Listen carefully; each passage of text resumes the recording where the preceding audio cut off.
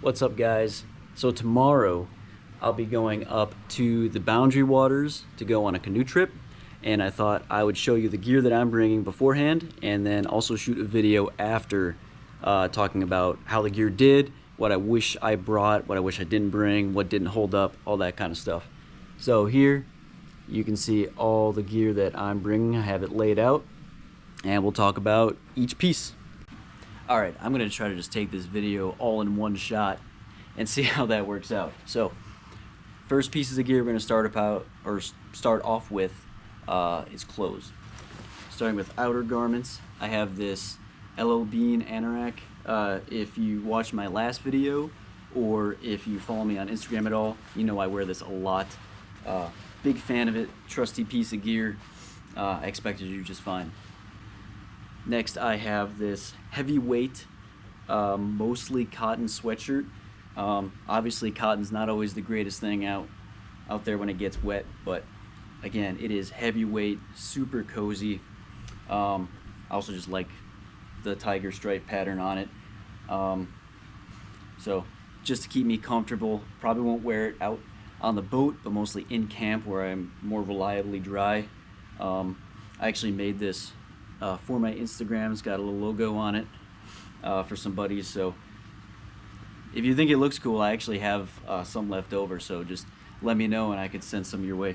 Next, I have the Living Good packable jacket from Alaska Hard Gear.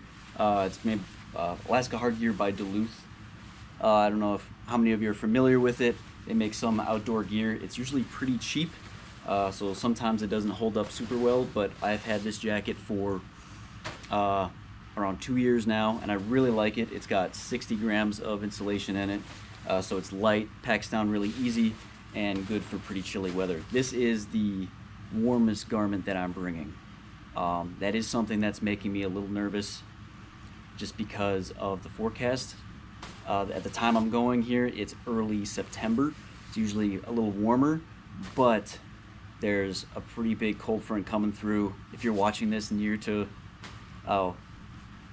when I post this video, you probably remember that the north, really the whole country got hit pretty hard with some cooler weather. So we'll see if it's warm enough or if it holds up, doesn't get ripped, anything like that. The final outer garment I'm bringing is an Army issue wet weather top or rain jacket. This one was issued to me. I was allowed to keep it. It was off the books because while I was stationed in Alaska, I was one of the test subjects for the Army's new cold weather system. It came with a new rain jacket. For some reason, different people had to give different parts back. I had to give the whole system back except for the rain jacket, and it's very good. I like it a lot. I don't really like wearing, multicam out in just public life, but there's the possibility that the rain out there is pretty bad. If that's the case, then I want a denser rain jacket than the one that I own that I know is going to hold up against some pretty brutal weather, and I know that this can hold up in that. Next, for mid layers and shirts, I have this sun hoodie. I think is probably the correct term for this, but it could be a sun hoodie base layer, whatever. It's from Sitka. I don't have Sitka money, but it was a gift, and I like it a lot. It's got a hood, a little face mask, it's a quarter zip front, and the best part about it is it has insect shield. In my experience with it, the insect shield has worked very well. Going to the Boundary Waters, I'm expecting some pretty bad bugs, so I look forward to having this on if the bugs are pretty bad. It is designed, though, to keep your body cool, which is I don't want to say an issue, but a possible drawback I've run into wearing it in cooler weather is that it doesn't work quite the same as a base layer. It cools the body even if it's cool out, and it still wicks the sweat, but it doesn't work as well as a cold weather system as a regular base layer would. Next, I have this hot weather shirt from Cool. Again, if you follow me on Instagram, you've definitely seen me wear this before. I've had it for a couple of years now. Really like it. It's super thin and lightweight, very breathable. It is UPF rated, so it keeps my white skin safe from the sun. It's got snap buttons, which is nice. The sleeves roll up, which I also really appreciate. And I can also roll them down if it's getting a little bit chilly. So this I have been comfortable wearing from 55 degrees up to about 85. Above 85, nothing is comfortable anymore, for me at least. So I really like this shirt. If it's not super cold, I'll probably be wearing it a lot. The last base layer type thing I have is this long sleeve shirt hoodie that my brother used to wrestle at Arkansas Little Rock. Got as team gear. He didn't want it anymore, but it's thin, breathable, cotton poly mix. I really only plan to wear this if my other base layers get hopelessly soaked, and I'm probably also a decent chance that I'll try to keep it clean to sleep in, since it'll be pretty chilly at night. So it's mostly a piece of backup gear, or just sleepwear, hopefully not to have to use it too much. And the last piece in this category is more of a mid layer. It is a Duckworth waffle knit Henley shirt. So it's long sleeves, Henley buttons in the front. It is, I believe, 80% merino wool, 20% polyester.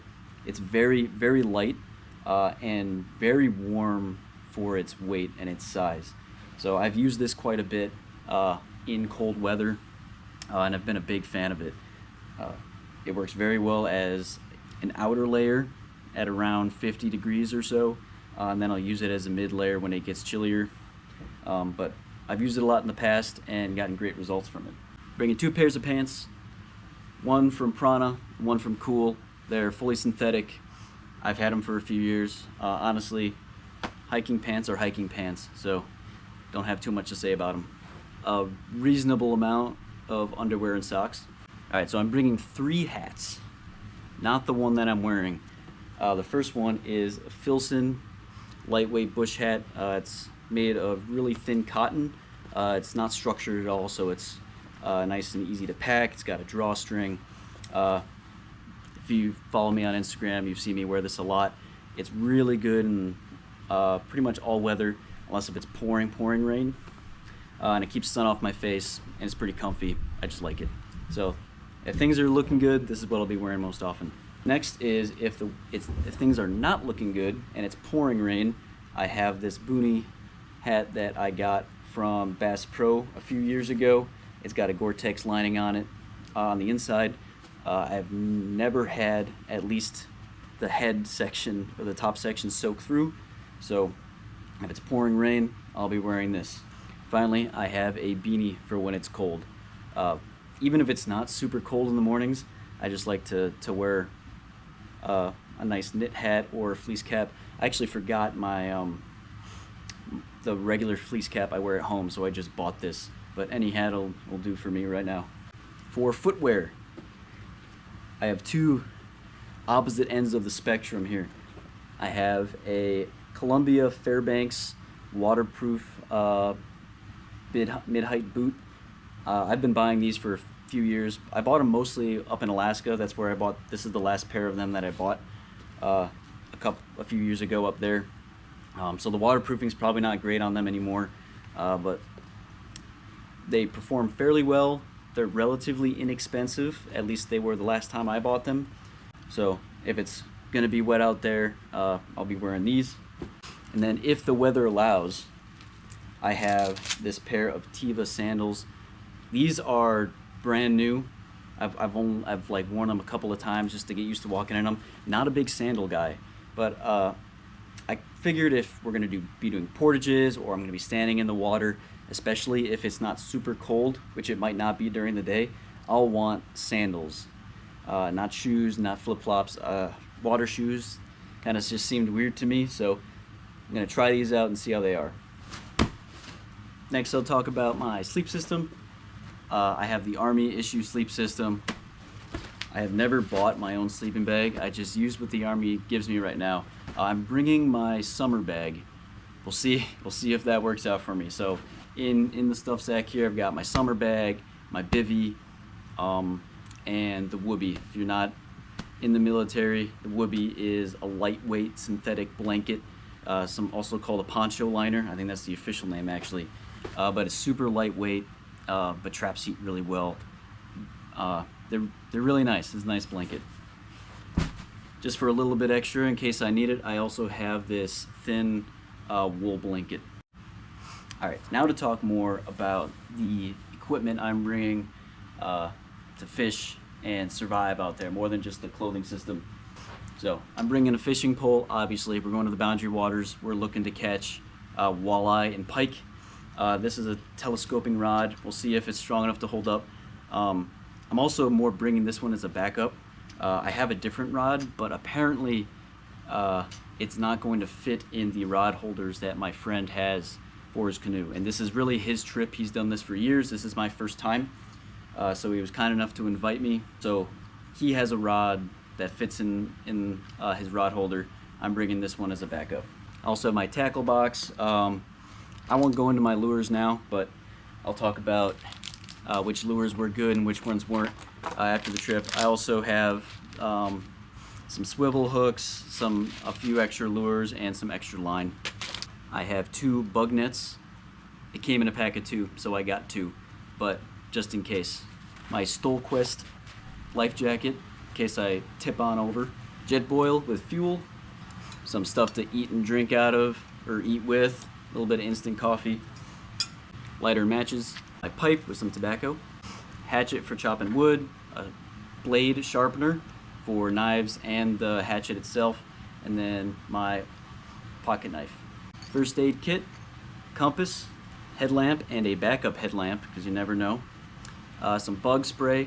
This is the high deep bug spray, so you only need a little bit of it, but it's super effective. And a sunscreen stick. Camp stool, must have. A tarp and a pretty good sized dry bag for obvious reasons. Pocket Bible and rosary for protection. A journal, a good book, gloves, power banks so my cameras don't die out on me. This little SnapCamp digital camera. It's a digital camera, but it works kind of like a disposable camera. Thought it'd be fun just to take some pictures and see what they look like afterward. After that, it's my GoPro with just some camera equipment. I got this, I guess selfie stick is the right term for it, for a GoPro. It's also buoyant, so if I were to drop it off the canoe or something, it floats. I also have a tripod, which my GoPro is sitting on right now, and I'm filming with that, and then my GoPro is filming me right now. It's the Hero 13.